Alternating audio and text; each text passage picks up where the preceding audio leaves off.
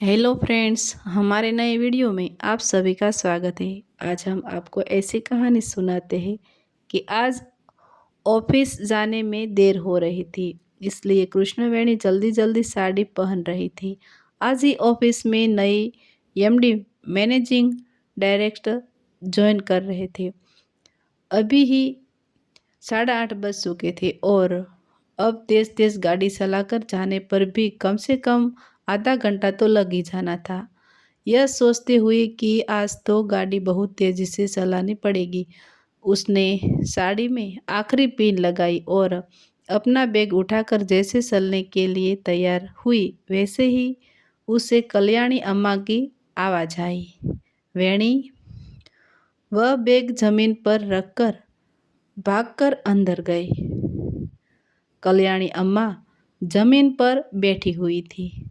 कृष्णवेणी ने तुरंत उन्हें सहारा देकर उठाया। उसने घबरा कर पूछा, क्या हुआ माँ? अम्मा की आंखों में आंसू थे, पर उन्होंने कहा, कुछ नहीं हुआ बेटी। तो फिर आप गिरी कैसे? मैं जल्दी से बरामदे में आ रही थी, मेरा पैर चौखट में अटक गया और मैं गिर गई। अब मैं ठीक हूँ। मैं आपसे कहती हूँ कि धीरे धीरे चला करो, पर आप मेरी बात नहीं सुनती। जब तक मैं वापस नहीं आ जाती, आप आराम से बैठी रहेगी, ठीक है? वेणी ने प्यार से डांटा। हाँ, मैं वासंती को कह दूंगी कि वह आपका ध्यान रखे। वासंती पास के घर में रहने वाली एक महिला थी, जो रोज उनके घर का काम करने आती थी। मुझे कुछ नहीं हुआ है मेरी बच्ची। हाँ, सब लोग आपका ध्यान रखने की जिम्मेदारी मुझ पर छोड़कर गए हैं। अगर आपको कुछ भी हुआ तो सब लोग मुझे ही डांटेंगे। तुम यहाँ खड़ी होकर देर मत करो, ऑफिस जाओ। कल्याणी अम्मा के माथे पर एक चुंबन देकर वेणी ने अपना बैग उठाया और बाहर आंगन की तरफ चली गई। वासंती, उसने जोर से आवाज़ लगाई। वासंती घर के पीछे से भागती हुई आई। माँ अभी गिर गई थी, उनका थोड़ा ध्यान रखिएगा। वेणी ने कहा, ठीक है।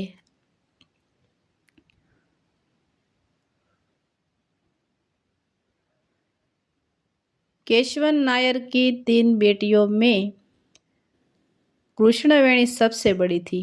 केशवन नायर कल्याणी अम्मा की मनपड़ी हवेली के मैनेजर थे। वेणी का कल्याणी अम्मा के साथ कोई खून का रिश्ता नहीं था। कल्याणी अम्मा ने शादी नहीं की थी। उनके सभी बड़े भाई शादी के बाद अपने अलग घरों में चले गए थे।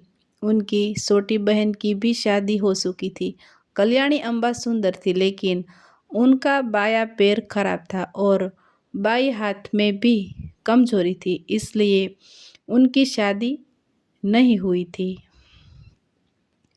माता पिता के जाने के बाद उनके भाइयों ने उन्हें अपने घरों में बुलाया, पर कल्याणी अम्मा नहीं गई।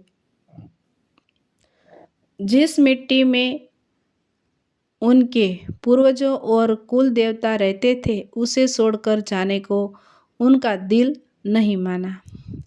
जब कल्याणी अम्मा हवेली में अकेली रहा गई थी,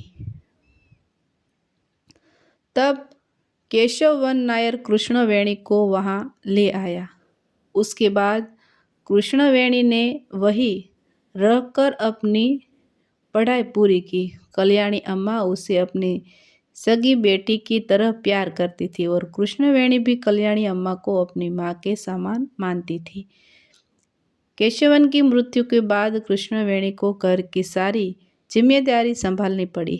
घर में उनकी माँ, 2 छोटी बहनों और दादी थी। कभी कभी उसके पिता के बड़े भाई का बेटा भी उनके साथ रहने आता था।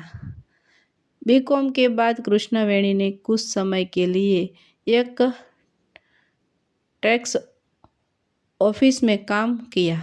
बाद में कल्याणी अम्मा के बड़े भाई जगन्नाथ की मदद से उन्हें उनकी पत्नी के भाई रविंद्र के रेवती ग्रुप्स के ऑफिस में नौकरी मिल गई। नौकरी मिलने के बाद भी वह कल्याणी अम्मा के साथ ही रही। वह अपने घर कभी कभी ही जाती जैसे कोई मेहमान हो, लेकिन वह अपनी सैलरी हर महीने अपने घर भेजती रहती थी। पूरी कोशिश करने के बाद भी जब वह ऑफिस पहुंची तो 9:15 हो चुकी थी। वह तेजी से भागती हुई ऑफिस में पहुंची और सबसे पहले मैनेजर थिजिन सर को देखा। उसने हाँफते हुए पूछा, क्या नई एमडी आ गई? हाँ, आ गई है। उन्होंने चार्ज ले लिया है। उनके आते ही उन्होंने सभी को कॉन्फ्रेंस हॉल में बुला लिया। सिर्फ तुम ही नहीं पहुंची हो। उन्होंने कहा है कि तुम उनसे मिलने के बाद ही ड्यूटी पर जाओ। कोई प्रॉब्लम तो नहीं हुआ सर? तुम समय बर्बाद मत करो और जाकर उनसे मिलो। क्या वह अपने कैबिन में है? नहीं, कॉन्फ्रेंस हॉल में। कॉन्फ्रेंस हॉल तीसरी मंजिल पर था। वह अपना बैग भी टेबल पर रखे बिना लिफ्ट की तरफ भागी। तीसरी मंजिल पर पहुंचकर जैसे ही लिफ्ट खुली, वह जल्दबाजी में बाहर भागी। अचानक उसकी साड़ी उसके पैरों में उछल गई, जिससे वह सामने से आ रहे एक आदमी से टकराई और अपना संतुलन खोकर नीचे गिर गई। हे भगवान, कहते हुए वह वही जमीन पर बैठ गई। एमडी से मिलने की बात याद आते ही उसने तुरंत अपना बैग उठाया और खड़ी हो गई। उसने चारों तरफ देखा कि वही किसी ने उसे देखा तो नहीं। किसी को न देखकर वह निश्चित हो गई, वह किसी से टकराई थी। वह आदमी तो वहाँ कहीं भी नहीं दिख रहा था। कितना अजीब आदमी है, किसी के गिर जाने पर उठाता भी नहीं। वही सब सोचते हुए वह आगे बढ़ी और कॉन्फ्रेंस हॉल में पास पहुंच गई, पर वहाँ कोई नहीं था। यह सोचकर कि एमडी अपने कैबिन में ही होगी, वह दूसरी मंजिल पर गई। वहाँ उसे एक स्टाफ मेंबर सुषमा मिली। वेणी, तुम कहाँ थी? एमडी तुम्हारा इंतजार कर रहे थे। अभी अभी अपने कैबिन में गई है। तुम रविंद्र सर की असिस्टेंट थी ना? तब तक नई असिस्टेंट का इंटरव्यू नहीं हो जाता, तब तक तुम इसी पोस्टर पर रहोगी। पर रविंद्र सर ने तो कहा था कि मुझे अकाउंट सेक्शन में भेज दिया जाएगा। उन्होंने मुझसे अभी यही कहा है, तुम जाओ। वह डरते डरते कैबिन के सामने चली गई कि कहीं देर से आने के लिए सर उसे डांटे न। उसने नेम प्लेट पर देखा। रविंद्र सर की नेम प्लेट नहीं हटाई गई थी। दरवाजे पर खटखटाकर उसने नम्रता से पूछा, क्या मैं अंदर आ सकती हूँ सर? जैसे ही उसने अंदर आई, सुना उसने दरवाज़ा खोला और अंदर चली गई। उसने नई एमडी की तरफ देखा। उन्होंने मरून रंग की शर्ट पहनी हुई थी और नीचे की ओर सिर करके कोई फाइल देख रहे थे। थोड़ी देर बाद उन्होंने अपना सिर उठाकर उसे देखा। क्या हुआ? उन्होंने पूछा। उसका चेहरा देखते ही वह हल्की सी चौंक गई। क्या थोड़ी देर पहले मैंने इसी आदमी का चेहरा तो नहीं देखा था? मैं उसी से तो टकरा गई गिरी थी। क्या उसने मुझे भी देख लिया होगा? उसने सोचा। क्या तुम्हें सुनाई नहीं देता? हाँ सर। तुम यहाँ क्यों आई हो? मैं यहाँ काम करती हूँ। क्या समय हो रहा है? लगभग 9:30। इतनी देर तक कहाँ थी? मैं कॉन्फ्रेंस हॉल में गई थी। सर, आप वहाँ नहीं थे। तुम देरी से आई हो। तुम्हें समय पर आना चाहिए। अगर सिर्फ झूठे बहाने ही बनाने हैं तो तुम घर पर बैठ सकती हो। यहाँ आने की कोई ज़रूरत नहीं है। माफ़ कीजिए सर। तुम्हारा नाम क्या है? कृष्ण। कृष्णवेणी। उसने हकलाते हुए कहा। ठीक है तो कृष्णवेणी जाओ और आधे घंटे के अंदर न्यू कॉन्टैक्ट लिस्ट की डिलीट लेकर आओ। ठीक है सर। वैसे मेरा नाम कृष्णवेणी नहीं है, सिर्फ कृष्णवेणी है। हूँ। वह मुड़ी और जाने लगी। कृष्णवेणी। वह मुड़ी।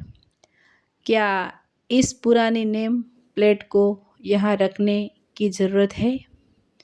उसने टेबल पर देखा। इसे किसी ने हटाया क्यों नहीं? यह सोचते हुए उसने उसे उठाया और बाहर जाने लगी।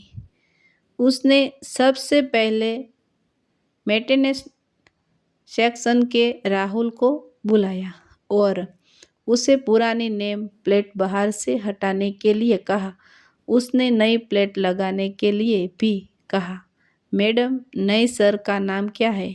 मैंने तुमसे कितनी बार कहा है कि मुझे मैडम मत बुलाया करो, सिर्फ दीदी। सॉरी दीदी। अगर कोई सुन लेगा तो डांटेगा। तुम जाओ, मैं एमडी का नाम कॉल करके बता दूंगी। जैसे ही कृष्णवेणी अपनी सीट पर बैठी, सुषमा वहां आ गई। तुम कहाँ चली गई थी? एमडी ने तुम्हें बुलाया था।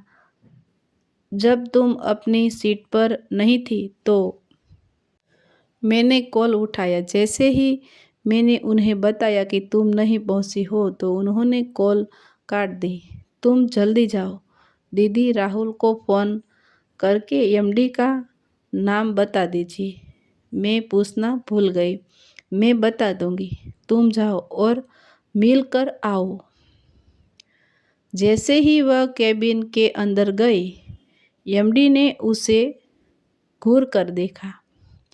उन्होंने गुस्से में पूछा, क्या तुम सच में यहाँ नौकरी पर आती हो? ऑफिस में पहली बार कृष्णवेणी को ऐसा अनुभव हुआ था। रविंद्र सर के बारे में सब कहते थे कि वह बहुत गुस्से वाले थे, पर उन्होंने कृष्णवेणी को कभी नहीं डांटा था। यहाँ से अपनी सीट तक पहुँचने में तुम्हें कितना समय लगता है? थोड़ा ही समय लगता है। तुम जब गई तो मैंने 10 मिनट बाद कॉल किया। तब भी तुम अपनी सीट पर नहीं थी। क्या तुम ऑफिस में इधर उधर घूमते घूमने आती हो? उसने उसकी तरफ देखा। यह देखने में तो हैंडसम है, पर क्या फ़ायदा? बात करने की तमीज़ ही नहीं है। यह अहंकारी। उसने मन ही मन सोचा। क्या तुमने लिस्ट तैयार कर ली? मैं उसे तैयार करने ही वाली थी, तब सुषमा दीदी ने कहा कि सर बुला रहे हैं। सुषमा दीदी? कौन सी दीदी? दीदी और बहनें घर पर होती है। यहाँ सिर्फ ऑफिशियल बातें होती है। गुस्से में उसने पूछा, सर आपने मुझे क्यों बुलाया था? मुझे एक हाथी चाहिए था। तुम्हें उसे ऑर्डर करने के लिए कहने के लिए बुलाया था। उसने अपना सिर झुका लिया। तुम समय पर ऑफिस नहीं आती, आती भी हो तो कुछ नहीं करती। फिर तुम यहाँ आती ही क्यों हो? लोगों से टकराने के लिए? मैं इतनी सुंदर हूँ, फिर भी मुझसे टकराने के बाद भी इस आदमी ने मुझे उठाने तक भी जहमत नहीं उठाई। मैं उससे 2 बार टकराऊंगी, यह मन में सोचते हुए वेणी ने उसकी तरफ देखा।